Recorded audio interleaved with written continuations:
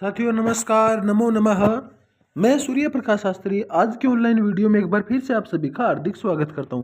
तो भाई जो इससे पिछली वीडियो थी, उस वीडियो के अंदर हमने ये देखा था कि राजा दुष्यंत और उसका जो नौकर था, उसका मित्र विदूषक, वो दोनों के दोनों आपस में वार्तालाप कर रहे थे कि किस प्रकार से हम तपोवन के अंदर प्रवेश करें। उसी समय जो है दो तपस्वी आ जाते हैं और कहते हैं महाराज, हमारे कण्व ऋषि है वो यहाँ पे तपोवन में है नहीं, कहीं गए हुए हैं, और इस बीच में राक्षस हमारी तपस्या को खराब करने की कोशिश कर रहे हैं, हमारी तपस्या में बाधा डाल रहे हैं, तो आपको वहां जाना होगा और हमारी रक्षा करनी होगी। तो राजा कहता है भी ठीक है, आप चलिए, मैं आपके पीछे पीछे जाता हूँ। ठीक है, पीछे पीछे आ रहा हूँ। तो राजा विदूषक को देखकर कहते हैं कि भाई क्या आपका भी वहां पे जाने का मन है, क्या आप भी शकुंतला को देखना चाहते हैं। यहाँ तक हमने कल पढ़ लिया था। इसके बाद में यहाँ से शुरू करते हैं। विदूषक प्रथम सपरिवाहम आसीत। विदूषक क्या कहता है, प्रथम माने पहले तो, सपरिवाहम आसीत। वह सपरिवाहम का मतलब होता है बहुत ही ज्यादा, बहुत अधिक। आसीत माने थी, कि जिस प्रकार से आपने पहले शकुंतला के बारे में वर्णन किया था, उस समय तक मेरा उसको देखने का बहुत मन था, उसको बहुत ही ज्यादा मैं देखना चाहता था। लेकिन अब क्या हो गया, इदानीम राक्षस वृत्तांतेन बिंदुरपि नावशेषितः। परंतु इदानीम माने अब, राक्षस वृत्तांतेन, राक्षसों का वृत्तांत, अर्थात ये जो तपस्वी आए हैं, इन्होंने कहा है ना कि राक्षस आ गए हैं, तो इन राक्षसों का जिक्र सुन के तो अब बिंदुरपि न अवशेषितम, अर्थात एक बिंदु के समान, एक बूंद के समान भी मेरे मन में इच्छा नहीं है, अर्थात अब मैं बिल्कुल भी शकुंतला को नहीं देखना चाहता। तो राजा कहता है माँ भैसी, अर्थात डरो मत। माँ माने मत, भैसी माने डरो, तुम डरो मत। ननु माने निश्चय ही, मत समीपे वर्तिष्यति, तुम निश्चय ही मेरे पास रहोगे, अर्थात मैं तुम्हें अपने से दूर नहीं जाने दूंगा, इसलिए आप मेरे साथ आराम से चल सकते हो। विदूषक कहता है ऐसा राक्षसाद रक्षितो अस्मि, अगर ऐसी बात है, अगर मैं आपके पास रहूंगा तब तो मैं पूरी तरह से रक्षित हो ही गया, फिर तो मेरे को कोई छू ही नहीं सकता। तो कहता है अगर ऐसी बात है तो राक्षसात रक्षितो अस्मि, मैं तो राक्षसों से सुरक्षित हो गया। प्रविश्य माने प्रवेश करके, कौन प्रवेश करता है, द्वारिक, द्वारिक माने द्वारपाल, तो भाई वहां पे द्वारपाल प्रवेश करता है। जब राजा दुष्यंत और विदूषक आपस में बात कर रहे थे, उसी समय द्वारपाल वहां पे आता है, प्रवेश करता है, और द्वारपाल ने क्या देखा, क्या कहता है द्वारपाल, सज्जो रथो भरतु, भरतु हे स्वामी, भरतु माने हे स्वामी, हे महाराज, रथ सज्जित, हमारा जो रथ था वो सज्जित हो गया। आपने बोला था कि भाई रथ तैयार करो, अब हमें तपोवन में जाना है, तो महाराज आपका रथ तैयार हो गया है, और विजय प्रस्थानम अपेक्षते, विजय, विजय के लिए, प्रस्थान माने यात्रा, अपेक्षते माने प्रतीक्षा कर रहे हैं, महाराज आपकी विजय यात्रा की प्रतीक्षा है, अर्थात आप जाइए और उस रथ के अंदर जाके बैठ जाइए, इस प्रकार आपकी प्रतीक्षा हो रही है। लेकिन महाराज ऐसा, ऐसा माने यह पुनर्नगरात, एक तरफ तो हमारा नगर जाने की तैयार, तपोवन में जाने की तैयारी, हमें तपोवन में जाना है क्योंकि वहां पे राक्षस है, लेकिन महाराज दूसरी तरफ क्या हो गया, नगरात माने नगर से, देवी नाम आज्ञाप्ति, देवी माने माता, जो राजा की माता है, उस राजा की माता के बारे में कहा गया है कि जो हमारी राजमाता है, उनके नाम से विज्ञप्ति, आज्ञप्ति, आज्ञप्ति का मतलब होता है भी एक प्रकार से पत्र, या जो लेटर वगैरह होता है, वो पत्र आया है माता जी की तरफ से, और उस पत्र को लेकर कौन आया है, करभक आगत, अर्थात जो हमारा करभक नाम का कोई सेवक है, वो माता जी का पत्र या माता जी की सूचना लेकर यहाँ पे आया है। राजा कहता है आदर के साथ, किम अंबानी प्रेषिता, किम माने क्या, अंबानी माने माता जी ने, प्रेषिता माने पैसा भेजा है, क्या उनको माता जी ने भेजा है, अर्थात जो करभक आए हैं, क्या उस करभक को हमारे माता जी ने भेजा है। द्वारिक यानी कि द्वारपाल कहता है अथ किम, और क्या, अर्थात निश्चय ही उनको हमारी माता जी ने ही भेजा है। राजा कहता है ननु प्रवेशयताम, ठीक है, आप ननु माने निश्चय ही, प्रवेशयताम अर्थात उसको प्रवेश करवाएं, अर्थात आप जल्दी जाइए और उनको अंदर प्रवेश करवाइए। द्वारिक, द्वारपाल कहता है तथा, तथा माने जैसा आप कहते हो वैसा ही होगा, इस प्रकार कह के द्वारपाल क्या करता है, निष्क्रम्य माने निकल जाता है, और निकल कर क्या करता है, करभकेन सह प्रविश्य, एक बार तो निकल जाता है और बाहर जाके करभक के साथ दोबारा प्रवेश करता है, अर्थात दोबारा एंट्री करता है अंदर, और बोलता है ऐसा भरता, करभक को कहता है ये है हमारे स्वामी, उपसर्प अर्थात इनके पास जाओ, करभग को राजा के पास भेज देता है द्वारपाल। ठीक है, कहता है ये महाराज है, इनके पास जाओ। तो करभग कहता है जयतु जयतु भरता, हे महाराज आपकी जय हो, आपकी जय हो, अर्थात स्वामी की जय हो। देवी आज्ञापयति, देवी जो हमारी माता जी है, उन माता जी ने आदेश दिया है। क्या आदेश दिया है?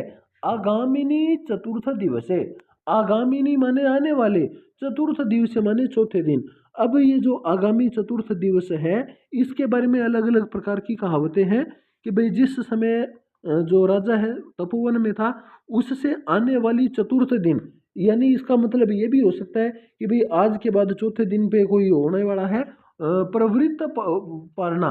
ये रानी जो थी, माता थी, राजमाता, उन्होंने कोई उपवास किया था, तो उस उपवास की पालना अर्थात उस व्रत का उद्यापन करना है। तो उस व्रत की पालना में उपवासो भविष्यति में माने मेरी व्रत, उपवास माने उपवास की, पालना माने पालना, यानी कि उद्यापन प्रवृत्त भविष्यति, अर्थात मेरा जो व्रत है उसकी पालना मैं करूंगी आगामी चतुर्थ दिवस को। तो वो चतुर्थ दिवस हो सकता है कि शुक्ल पक्ष या कृष्ण पक्ष की कोई चतुर्थी तिथि हो सकती है, या आने वाला जो है चौथा दिन भी हो सकता है। ठीक है, इसके बारे में स्पष्ट प्रकार से यहाँ पे नहीं लिखा हुआ है। और आगे कहता है तत्र दीर्घायुष्य, तत्र माने वहां पर, दीर्घायु अर्थात चिरंजीवी, चिरंजीवी कौन है? राजा दुष्यंत। तो तत्र चिरंजीवी आयुष्य वय संभावितव्यम, अवश्य संभावितव्यम, अर्थात जो दीर्घ आयुष्य है, चिरंजीवी राजा दुष्यंत है, उन राजा को अवश्य संभावितव्यम अर्थात जरूर उपस्थित होना चाहिए। एक प्रकार से आदेश लेकर आया है कि महाराज आज से चौथे दिन राजमाता जो है अपने व्रत का पालना करेंगी, अपने व्रत का उद्यापन करेंगी, और इसलिए आपको आज से चतुर्थ दिवस जो है वहां पे अवश्य ही पधारना है, प्रस्तुत होना है। अब राजा ने जैसे ये बात सुनी, इतस तपस्वी कार्यम, इतो गुरुजन आ गया, तो राजा जो है एक प्रकार से विचलित हो गया, व्याकुल हो गया कि भाई अब मैं किस तरफ जाऊं। एक तरफ तो क्या है, इतः तपस्वी कार्यम, यहाँ पर तपस्वियों का कार्य है, अब तपस्वियों की सुरक्षा का कार्य है, तो तपस्वियों को बीच में छोड़ के नहीं जा सकते। और इतो गुरुजन आ गया, और दूसरी तरफ से क्या हो गया, गुरुजन अर्थात हमारी माता जी की आज्ञा है, अब माता पिता की आज्ञा का भी उल्लंघन नहीं करना, और तपस्वियों को भी बीच में ऐसे छोड़ के नहीं जा सकते। द्वयम अपि अनतिक्रमणीयम, और द्वयम माने दोनों के दोनों, अपि माने भी, दोनों ही कैसे कार्य है, अनतिक्रमणीय, अर्थात मैं दोनों ही कार्यों को बीच में नहीं छोड़ सकता, दोनों के दोनों कार्य मुझे करने ही पड़ेंगे। किम अत्र प्रतिविधेयम, किम माने क्या, अत्र माने यहाँ पर, प्रतिविधेयम का अर्थ होता है करना चाहिए। तो अब इस स्थिति में मुझे क्या करना चाहिए, ऐसा राजा दुष्यंत कहता है। तो विदूषक कहता है त्रिशंकुरिव अंतरा तिष्ठ, त्रिशंकु की भांति, त्रिशंकु का मतलब वैसे तो होता है कोई त्रिभुज वगैरह, तो उसकी भांति कहता है बीच में ही अटके रहो। तो इसके बारे में जो है एक कहानी आती है कि राजा दुष्यंत के जो पिताजी है राजा हरिश्चंद्र, राजा हरिश्चंद्र के पिताजी का नाम था त्रिशंकु।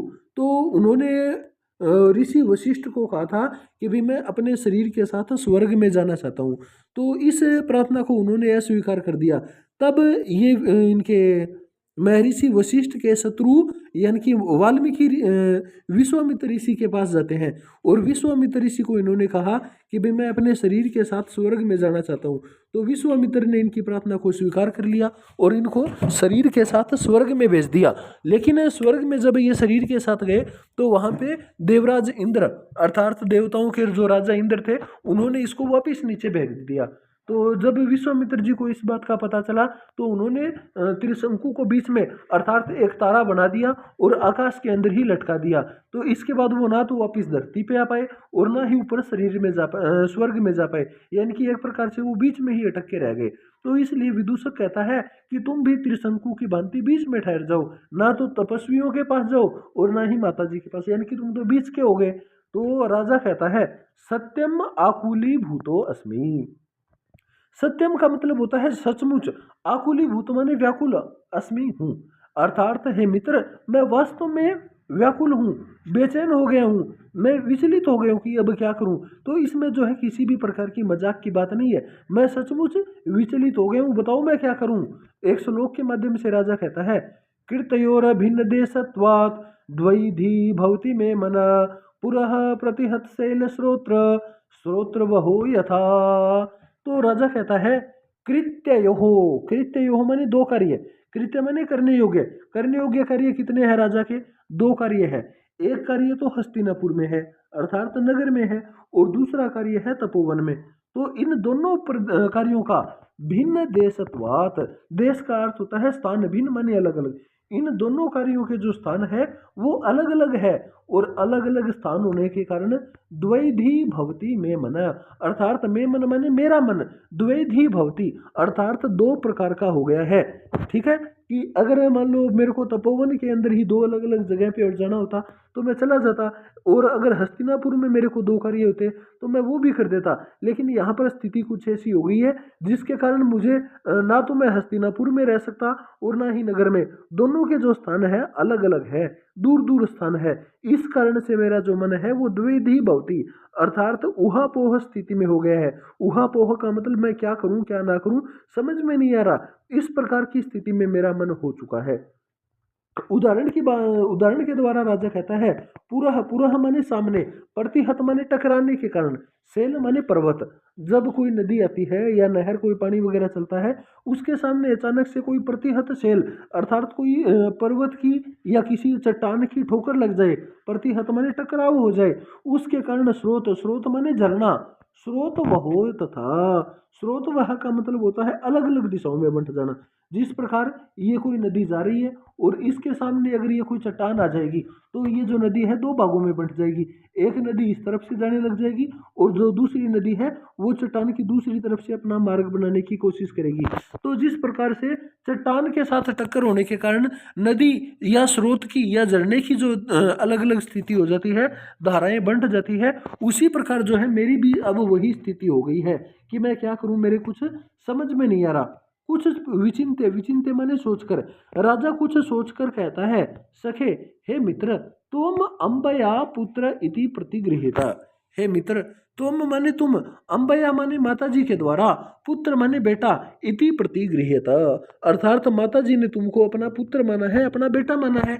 अतो माने इसलिए, भवान इत प्रतिनिवृत्य, भवान माने आप, इता माने यहाँ से, प्रतिनिवृत्य अर्थात वापिस लौटकर, इसलिए हे मित्र तुम एक काम करो यहाँ से वापिस लौट जाओ और तपस्वी कार्य, तपस्वियों के कार्य में व्यग्र मानस, व्यग्र का मतलब होता है व्यस्त, मानस मन मन वाला, तपस्वियों के कार्य में व्यस्त मन वाला, माम माने मेरे को, आविद्या माने निवेदित करना बताना, तुम जाओ और माता जी को क्या कहना कि जो दुष्यंत है वो तो बेचारा तपस्वियों की रक्षा करने में व्यस्त हो गया है इसलिए वो यहाँ पर नहीं आ पाया। और तत्र भवती नाम, तत्र माने वहां जाने के बाद, भवती नाम अर्थात माता जी का, जो माता जी है, तस्याह पुत्र कृत्य, माता जी के पुत्र के द्वारा, कृत्य माने जो करने योग्य कार्य है उसको अनुष्ठातुम अर्हति, अनुष्ठातुम का मतलब होता है पूर्ण करने में, अर्हति माने तुम समर्थ हो, अर्थात हे मित्र तुम यहाँ से जाओ और हस्तिनापुर में जाकर माता जी को कहना कि विदूषक तपस्वियों की रक्षा करने में के व्यस्त हो चुका है और मैं यहाँ पर अपने पुत्र के द्वारा जो करने वाले कार्य है उनको पूरा करने के लिए यहाँ पर उपस्थित हुआ हूँ। तो विदूषक कहता है ठीक है, अगर ऐसी बात है ना तो न खलु, न माने नहीं, खलु माने निश्चय ही, निश्चय ही, माँ माने मत करो, मेरे को जो है क्या नहीं समझना, रक्षो माने राक्षसों के द्वारा, भिरुक माने डरपोक गणयसी, तो राक्षसों से डरपोक माँ गणयसी, माँ माने मत गिनना, अर्थात तुम मेरे को राक्षसों से डरा हुआ मत मानना, मैं राक्षसों से डर कर नहीं जा रहा हूँ यहाँ से। विदूषक जो है क्या कहता है कि मेरे को यहाँ से जाना पड़ रहा है, मजबूरी है, क्योंकि तुम तो वहां जा नहीं सकते इसलिए अब मेरे को जाना पड़ेगा, तो मैं राक्षसों से डर के नहीं जा रहा हूँ, मेरे को जो है राक्षसों का किसी भी प्रकार से डर नहीं लगता। तो जब राजा ने ये बात सुनी तो राजा स्मितम, सस्मितम का मतलब हंसकर, राजा हंसकर मुस्कुराकर कहता है कथम एतत् भवती संभाव्यते, कथम माने कैसे, एतत् माने यह बहुत ही संभाव्यते, बहुत ही माने आपके विषय में, संभाव्यते माने हो सकता है, यानी कि आपके विषय में ऐसा कैसे सोचा जा सकता है। अर्थात है मित्र, आप तो जन्म से ही वीर हो, बहादुर हो, आपके बारे में कोई डरपोक डरने वाला है, वो किस प्रकार से सोच सकता है कि भाई आप डरपोक हो, यानी कि आप डरते नहीं हो, आप तो निडर हो। यानी कि राजा मुस्कुराकर इसकी बढ़ाई कर देता है, इसको उठा देता है। विदूषक कहता है यथा राजा अनुजैन गंतव्यम, जिस प्रकार से राजा के अनुज माने भाई को गंतव्य माने जाना चाहिए, तथा गच्छामि, हे महाराज मैं जा तो रहा हूं, लेकिन उस प्रकार जा रहा हूं जैसे कोई राजकुमार, राजा का भाई मतलब कोई राजकुमार जाता है ना, उस प्रकार से जाऊंगा, मैं ऐसे नहीं जाऊंगा। तो राजा कहता है ननु निश्चय ही, ठीक है अगर ऐसी बात है तो तपोवन विरोध, तपोवन उपरोध, तपोवन माने तपोवन का, उपरोध का मतलब एक प्रकार से होता है रुकावट, लेकिन यहाँ पर जो है उपरोध का मतलब लिया गया है कि भाई घेरा, तपोवन का जो घेरा है उसको परिहरणीय, परिहरणीय माने दूर किया जा सके, कि ये जो तपोवन है इसका घेरा दूर कर लेना चाहिए ताकि कोई भी राक्षस वगैरह यहाँ पे प्रवेश ना कर सके। इसलिए सर्वान अनुयात्रिकान, जो हमारे साथ में जितने अनुयात्री हैं, जितने हमारे सैनिक हैं, जितने सहायक हैं, उन सभी को त्वैव सह प्रस्थापयामि, त्वैव सह माने तुम्हारे साथ ही, प्रस्थापयामि माने भेजता हूँ, कि ये जो तपोवन है इसके अंदर रहने वाले जितने भी हमारे साथी हैं उन सबको हम दूर दूर तक भेज देते हैं, ताकि दूर दूर तक इस तपोवन की जो है रक्षा हो सके। इसलिए सभी यात्रियों को मैं तुम्हारे साथ में ही भेज देता हूँ। विदूषक स गर्वम, विदूषक गर्व के साथ कहता है, अभिमान के साथ कहता है, तेन ही युवराजो अस्मि इदानीम संवृता, तेन माने तब तो, अगर आप सारे सैनिकों को मेरे साथ भेज रहे हो ना, तेन माने तो क्या हो जाएगा, युवराजो अस्मि इदानीम संवृत है, तो अहम माने अब मैं क्या हो गया हूँ, इदानीम माने अब, युवराज अस्मि मैं युवराज बन गया हूँ। अगर ऐसी बात है ना तब तो मैं एक युवराज की भांति जाऊंगा। और विदूषक की ये बात सुनकर राजा स्वागतम, राजा अपने आप सोचता है, अपने मन ही मन में क्या सोचता है राजा, चपलो अयम वटु, अयम वटु का मतलब होता है यह तपस्वी, ये जो तपस्वी हमारा मित्र है विदूषक है, ये बहुत ही चपल है, चंचल है, और कदाचित, कदाचित माने हो सकता है, असमत प्रार्थना, ये जो हमारी प्रार्थना है शकुंतला के प्रति जो हमने प्रार्थना की थी, ये अंतःपुरेभ्य कथेत, हो सकता है जाके अंतःपुर की जो स्त्रियां हैं, रानियां हैं, उन रानियों को इस प्रकार की प्रार्थना कह दे। अगर ऐसा हो जाएगा तो घर में लड़ाई झगड़े वाली बात हो जाएगी, तो कहीं ये घर पे लड़ाई ना करवा दे, इसलिए बहुत माने ठीक है, एनम एवं वक्षे, एनम माने इसको विदूषक को, एवं वक्षे माने इस प्रकार से कह देता हूँ, अर्थात कोई ना कोई बहाना लगा देता हूँ और विदूषक को इस प्रकार से कह देता हूँ। विदूषक हस्ते गृहीत्वा, विदूषक का हाथ पकड़कर राजा कहता है,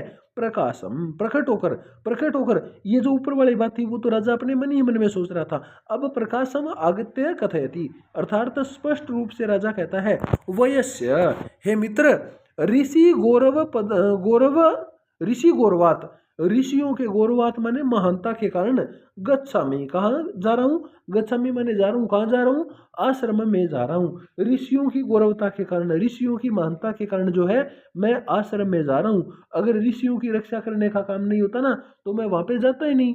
न खलु, न माने तुम, न निश्चय ही, सत्यम एवं तापस कन्याकाया माम अभिलाषा, जो तापस कन्याकाया, तपस्वी कन्या यानी कि शकुंतला की जो माम अभिलाषा मेरी इच्छा थी, उसको न खलु सत्यम एवं पश्य, उसको तुम सत्य मत समझना, उसको तुम सच मत समझ लेना, वो तो मैं ऐसे ही कह रहा था, मजाक मजाक में कह रहा था, ठीक है ना। तो राजा विदूषक जो राजा दुष्यंत है वो एक प्रकार से बात टालने के लिए विदूषक से कह रहे हैं कि हे मित्र, मैंने जो शकुंतला की अभिलाषा प्रकट की थी वो तो मैंने ऐसे ही प्रकट की थी, और अब मैं जा रहा हूं तो शकुंतला के लिए नहीं जा रहा हूं, अब मैं वहां पर ऋषियों की गौरव, ऋषियों की गुरुता के कारण वहां पे जा रहा हूं। ठीक है, आगे एक श्लोक के माध्यम से राजा दुष्यंत फिर से कहता है, क्व वयम क्व परोक्ष मन्मथो मृगसा वै समेधितो जना परिहास विजल्पित सखे परमार्थेन न गृह्यता वच। अब यहाँ पे राजा दुष्यंत जो है वो अपने मित्र विदूषक को बात टालने के लिए कहता है, क्या कहता है, क्व वयम, अर्थात कहाँ हम लोग, कौन से लोग, नगर में रहने वाले। कहाँ तो हम लोग हैं भाई नगर में रहने वाले, उनकी बराबरी हमसे थोड़ी होती है, और हमारी बराबरी उनसे कहाँ से होगी भाई, हम तो नगर में रहने वाले लोग हैं। और कब मैंने कहाँ दूसरी तरफ शकुंतला के बारे में कहता है, कहाँ वो लोग परोक्ष मनमत हो, मनमत का मतलब होता है काम के भाव से, परोक्ष माने होता है दूर, ठीक है। कहाँ हम लोग और कहाँ वो लोग जो काम की भावना से दूर है। और मृग सावई समम एदितो जन, मृग सावई माने मृग के शावकों के साथ, मृग के बच्चों के साथ, एदिता माने पला बढ़ा हुआ मनुष्य, अर्थात कहाँ वो शकुंतला जो वन के अंदर हिरणों के साथ पली बढ़ी हुई है। परिहास विजल्पित सखे, हे सखे, हे मित्र, मैंने जो तुमको बात कही है, मद वचह, ये जो वचन मैंने कहे है ना, उन वचनों को तुम परमार्थेन न गृह्यता, अर्थात उनको अन्यथा मत ग्रहण करना, अर्थात उनको सत्य मत मानना। वो बात तो मैंने परिहास विजल्पित, अर्थात परिहास का मतलब मजाक, मजाक में, विजल्पित का मतलब होता है कही है। सखा माने हे मित्र, हे मित्र, मैंने जो तुमको बात कही है वो बात मैंने केवल परिहास के अंदर, मजाक के अंदर कही है। उन बातों को तुम वास्तविक मत समझ लेना, उन बातों को तुम सच मत समझ लेना, ठीक है। कहाँ हम लोग नगर में रहने वाले, और कहाँ ये लोग जो काम की भावना से कोसों दूर है, अर्थात इनके मन में किसी भी प्रकार का बुरा भाव नहीं आता। और दूसरी तरफ ये लोग हिरण के बच्चों के साथ, अर्थात जंगली जानवरों के साथ पले बढ़े हैं। इसलिए मैंने जो भी बात कही है उसको तुम वास्तविक मत समझना, ये सब तो मैंने केवल परिहास में, अर्थात मजाक मजाक में कहे है, ठीक है। विदूषक कहता है अथ किम, और क्या।